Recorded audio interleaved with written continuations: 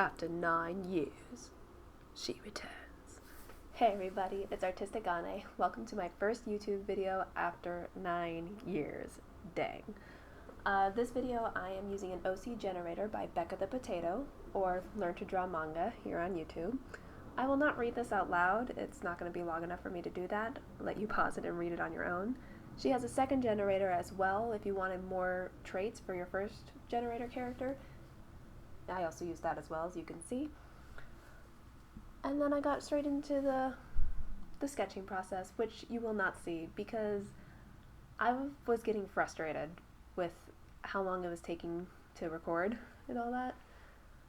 Oh, and I will fix that eye. That is a ridiculously large eye.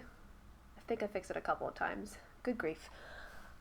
Anyway, I skipped the sketching process because I was getting frustrated with how long it was. I didn't want to have to deal with all that editing. But I did decide to do the line art. As you can probably see, I'm using Clip Studio Paint with just the G pen and a very loose, sketchy line art style. I do not have the patience to do simple, clean lines like a lot of artists will do. That might be a fault of mine. It's a fault of mine. However, I like to just fake it and say this is my style, which, you know, it is my style. I like the sketchy, loose look it gives. Usually I will color it. I don't believe I did for this artwork.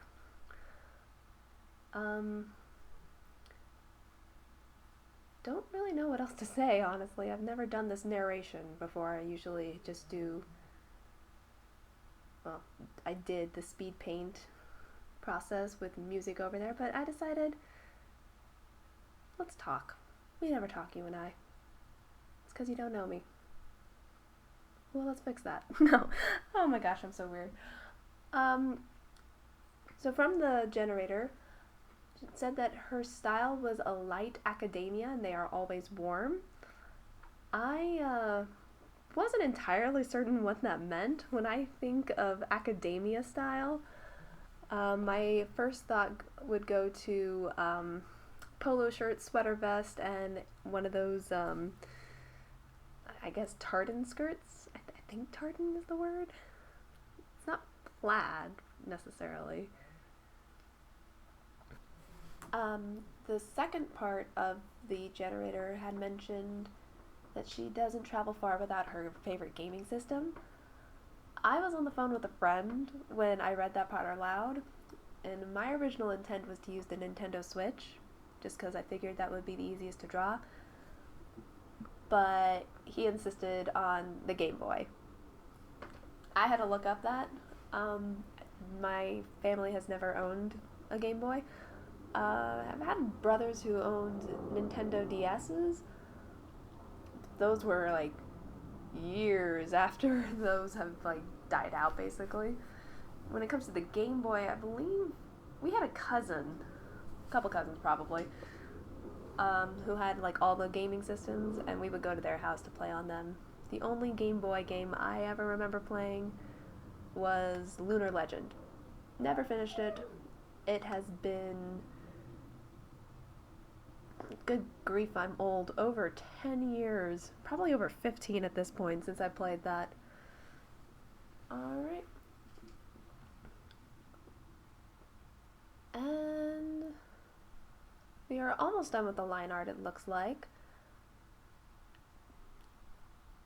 Just doing a simple little skirt, the legs.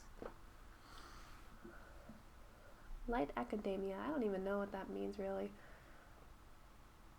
Also, so she's got really long legs, and this child is 9. When I was 9, I was pretty tall, but I'm pretty sure my legs were not that long. I'm mostly thinking about one of my sisters, who is also ridiculously tall. She's not 9, but I'm hoping that it's like at least a little bit conveyed. She probably just looks like a young teenager more than a 9-year-old, but what will you do? Alright, and then after this leg, you're gonna see something magical. Boom, there is color.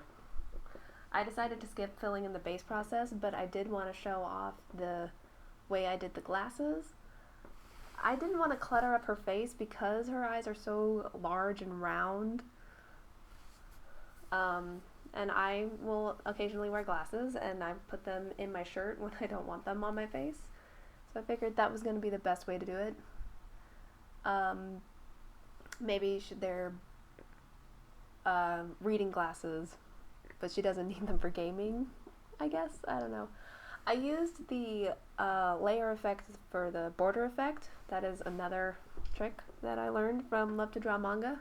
Thank you, Rebecca. And I will mess around with those a little bit just to like get them idea. I did a lot of cutting the video for this editing scene. And then one last little tweak for the eye. I'm pretty sure that is the last time I do tweak that eye.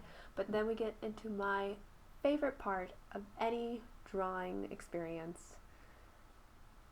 Oh wait, yeah, the pupils. Anyway, the shadows, the highlights, the rendering. Whenever I get into a drawing phase, this is what I look forward to the most.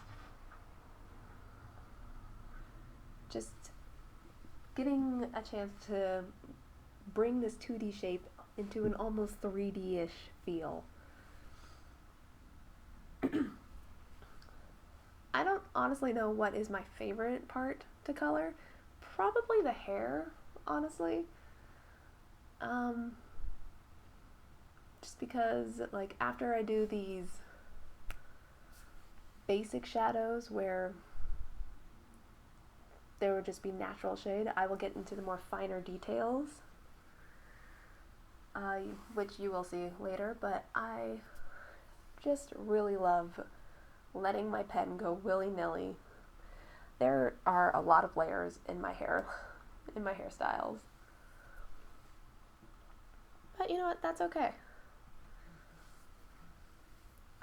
It's obviously not the best looking, especially with those wonky looking braids. Here we go with just the individual strands, and then the curls that are flying through the wind. This is just where especially hair comes to life, and it is such fun to see that progression. Starting with like all the dark strands, and then I go into the highlights, and then I go into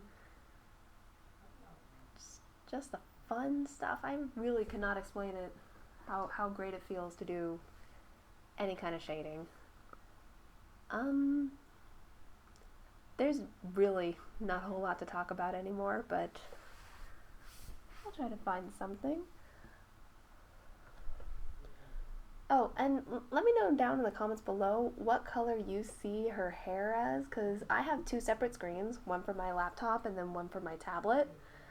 On my laptop, the color of her hair, it's a dark purple, which is what the generator called for, and then on my tablet, it's a bit brighter. It's still a dark-ish purple, but it's definitely a lot more saturated, I guess, according to my tablet. I don't know which to pay attention. Oh, and in case you are wondering, that is supposed to be a deer head on her Game Boy. I think it came out more looking like a moose. That's my fault. I should have looked up reference. I didn't. I was feeling lazy and didn't want to use my phone for anything else other than what I was using it at the time. Oh, and for her skirt, I used one of the assets from Clip Studio to bring that pattern in, and then I just used the mesh transformation tool after rasterizing that to give it that little look. I still didn't like it until after I added the shading, again, shading, that is where it's at. That's where it started to look more 3D and more natural, and I was so excited. Alright. And then at this point, I think just doing the skin. Oh, nope, shirt, gotta do the shirt. I will say the final image that you will see is going to be different than the last thing you will see in the video. Mostly because I didn't want to record myself doing a background. I just pulled one from the Clip Studio assets. I fought a little bit between the one of the hallways inside a building and the river, but in the end I decided, mostly because of the way her hair is, to do an outside scene. I did that, and then I did some like extra daylight lighting on top of her, which I think will be obvious once you see the final image. But for now, it's just going to be this. If hair is not my favorite thing to shade, then it might be skin. If only because it's just so cool, really, to see how it can go from completely flat to, oh wait, no, the cheek is a little bit rounded. I don't know where I learned a lot of this. Probably a lot of it was from Love to Draw manga, not gonna lie. But there was also so many other speed paint tutorials that I had seen, and I drank them 10 years ago. I was trying to find anything to do. Because let's face it, art is fun. Whether it's this, any kind of art, whether it's drawing, 3D modeling. I will say rigging is not fun, and those who think it are fun should probably get some help. I'm 100% joking. No, it's amazing, people who can do rigging. Oh yeah, at this point I had remembered the generator had said she has freckles. So I just grabbed a spray can and did some freckles. And then I put some of the blush marks that you would find on a fat person. And then this is when I realized, oh, I haven't even started the legs yet. Whoops! So yeah, went to do the legs. Knees are awkward, to say the least. I tried my best. I think they still ended up okay, but at the same time they are very weird looking. I don't think they look good until I add the blushing on the knees, which actually I don't think I learned any blushing techniques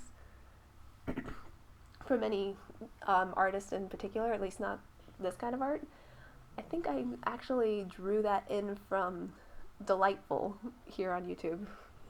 If you're not sure, she just takes dolls and customizes them, and one of the things that she does is she blushes the joints of each, and so that's where I learned to do that for my fingers, elbows, and knees. Alright, and I think, yeah, once I get those blushing done, see, already that looks so great. But there you go. Just gonna do the last bit of shading onto the glasses, which honestly probably did not need it because who's looking there? But there you go. There is the last image that I recorded, and here is the final image with the background, the shading, and the last bit of lighting. I had a lot of fun recording this, and thank you so much for watching. Please comment down below what you think, and I'll see you next time. Peace out, all y'all.